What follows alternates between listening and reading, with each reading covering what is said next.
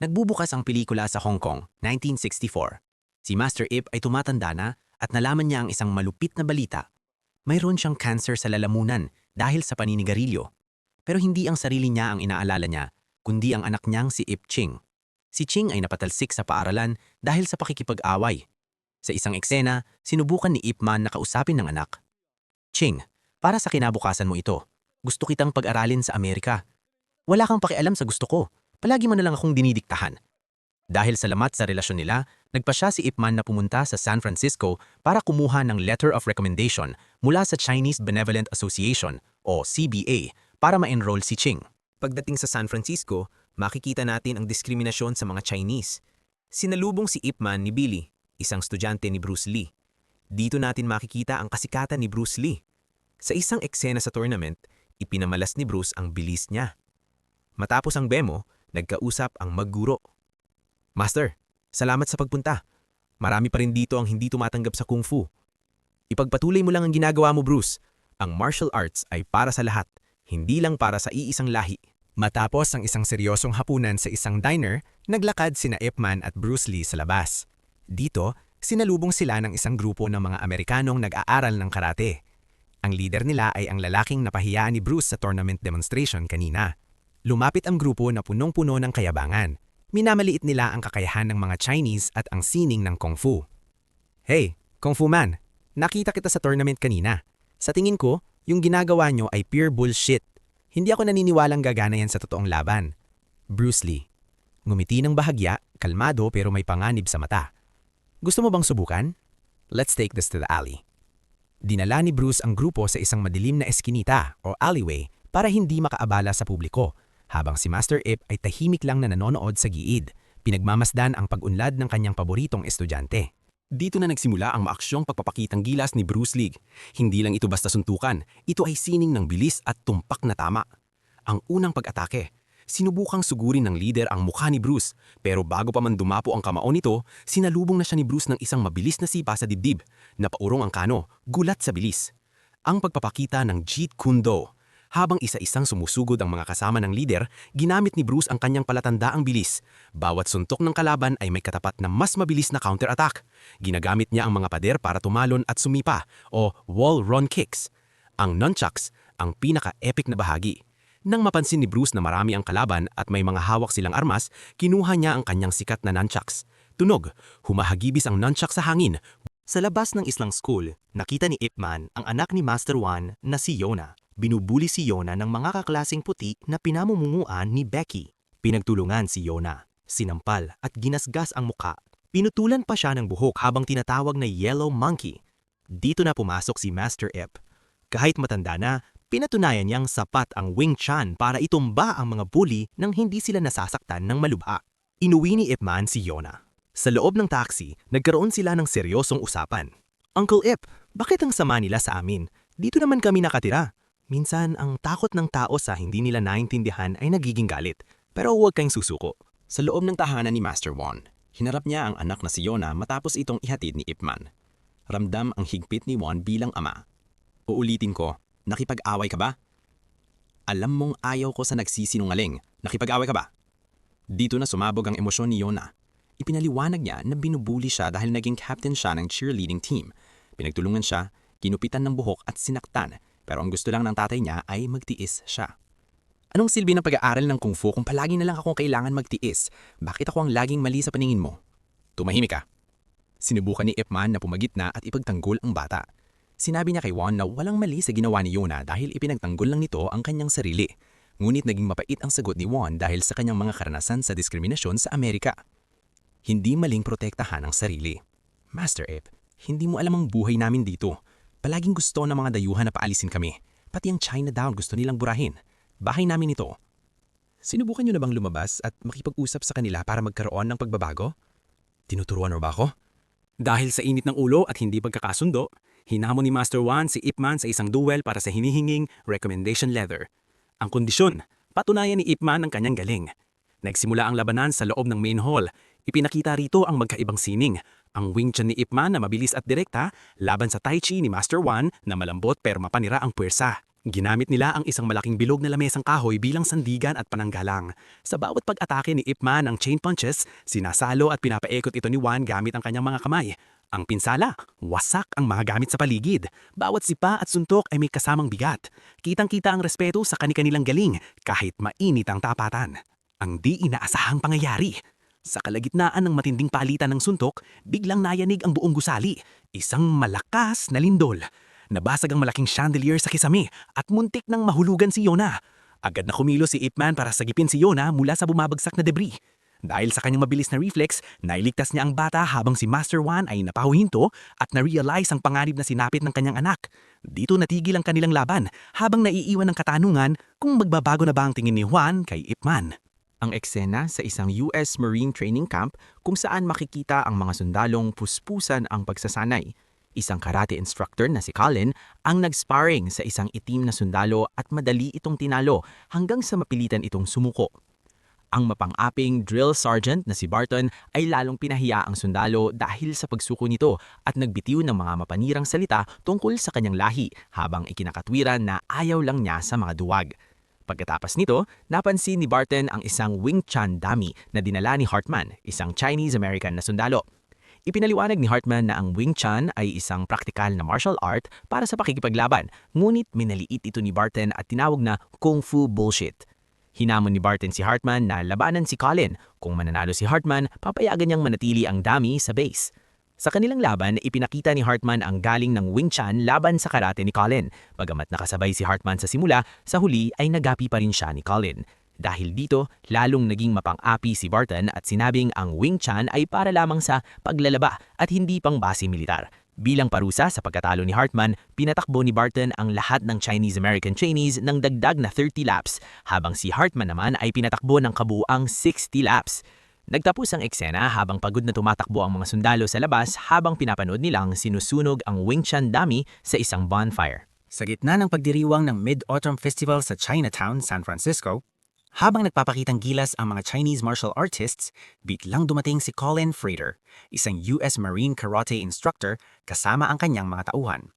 Dala ang kayabangan, minaliit ni Colin ang kung fu at tinawag itong hokey pokey. Upang patunayan ang lakas ng karate, nagbasag siya ng mga nakapatong na semento sa harap ng mga manonood at hinamon ang mga Chinese masters. Dahil sa galit, sunod-sunod na lumaban ang mga master upang itaboy ang Amerikano. Master Law, monkey style. Siya ang unang sumabak ngunit mabilis na natalo ng mga malalakas na sipa ni Colin. Master Chu. Sumunod siya ngunit hindi rin nagtagal dahil sa bilis at bigat ng mga atake ni Colin. Master Chiang. Isang babaeng master na nagpakita ng galing sa pagdiwas at pagsalag ngunit sa huli ay nagapi pa rin siya ng mas malaking kalaban at malakas na nasuntok. Nang akmang sasaktan pa ni Colin si Master Chiang habang ito ay nakahiga na, doon na pumagitna si Ip Man. Sa isang simpleng salitang, enough. Pinatigil niya ang Amerikano at tinanggap ang hamon. Dito na nagsimula ang pinakainaabangang tapatan ng Wing Chun at karate. Sa simula, naging agresibo si Colin gamit ang kanyang karate punches at high kicks.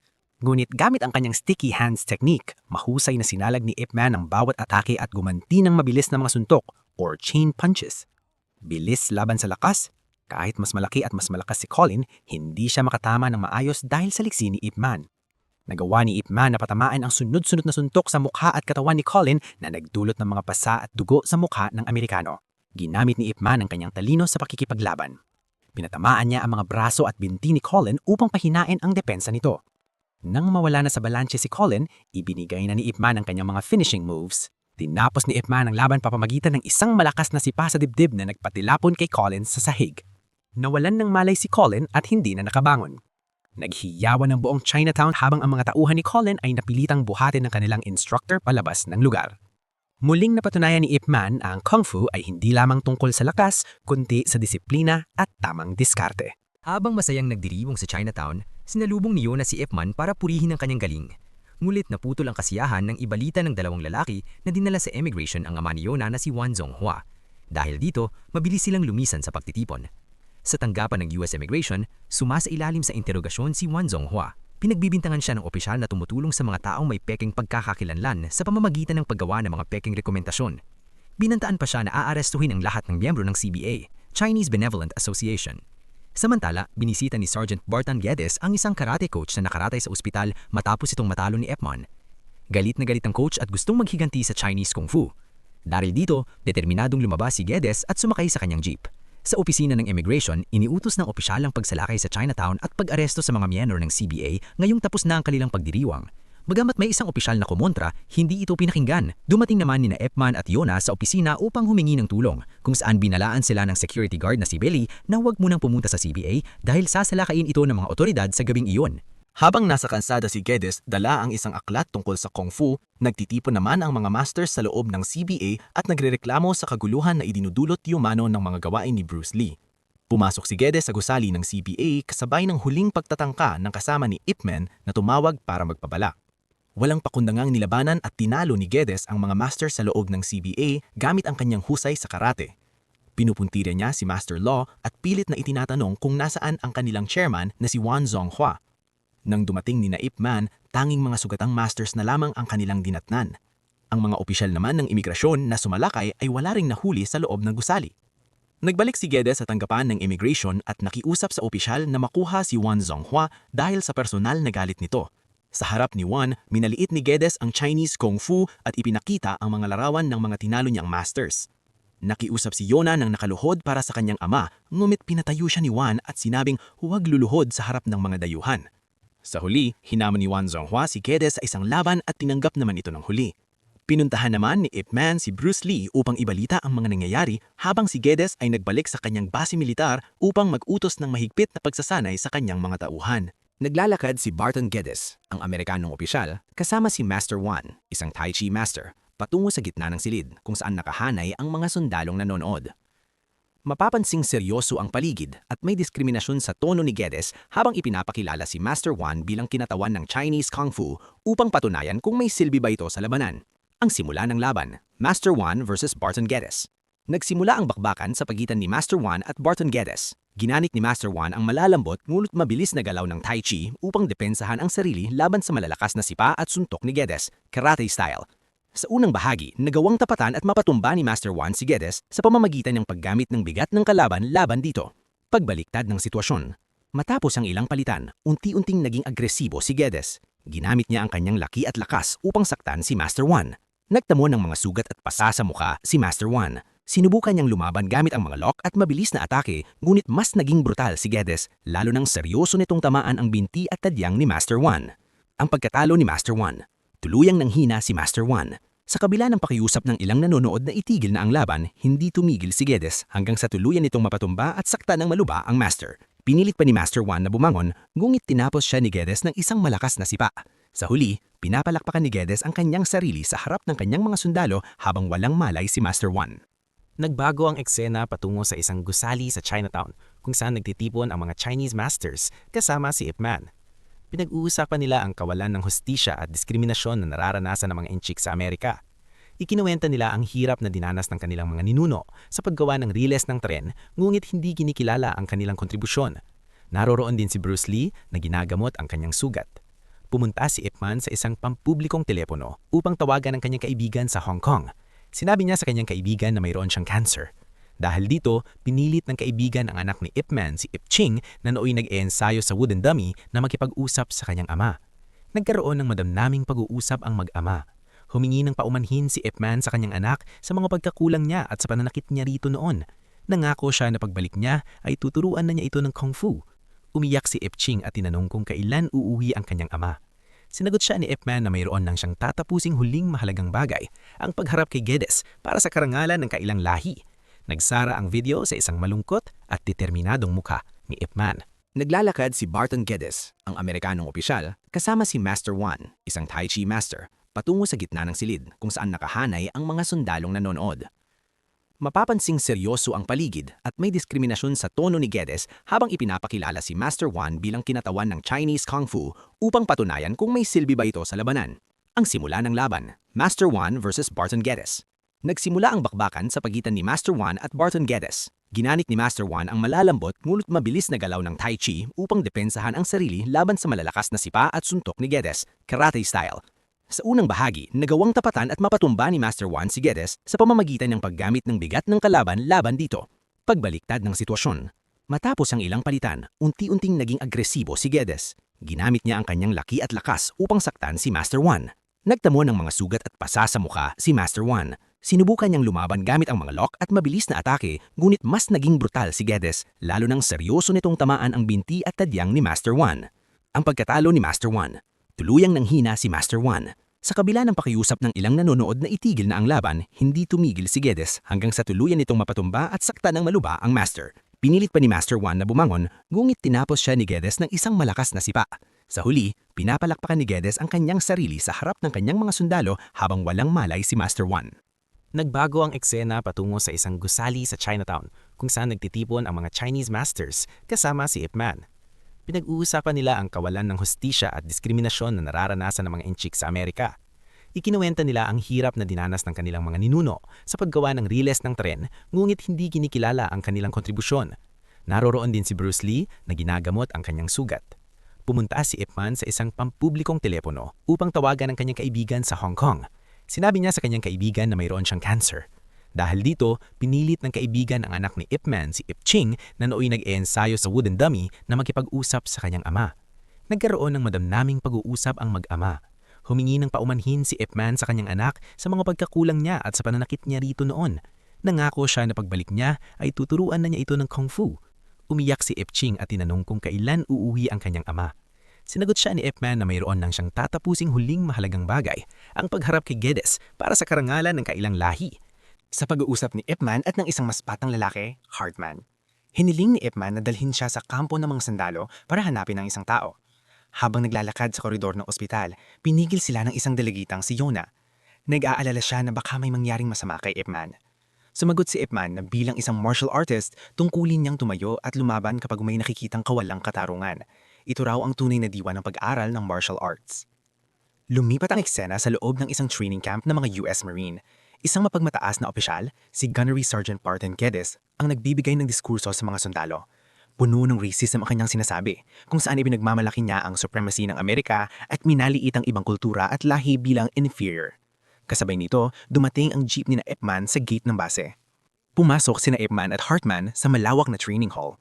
Hinarap ni Hartman si Geddes at tinawag itong racist. Ibinakilala niya si Ip Man bilang si Master Ip, ang tinalo ang isa pang nilang kasamahan noong nakaraang gabi. Hinamon ni Geddes si Ip Man sa isang laban na walang rules, fight until you drop. Nagsimula ang matinding bakbakan sa gitna ng hall. Gumamit si Geddes ng estilo ng karate at wrestling na puno ng puwersa at bigat. Si Ip Man naman ay gumamit ng Wing Chun, kung saan mabilis ang kanyang mga suntok at depensa.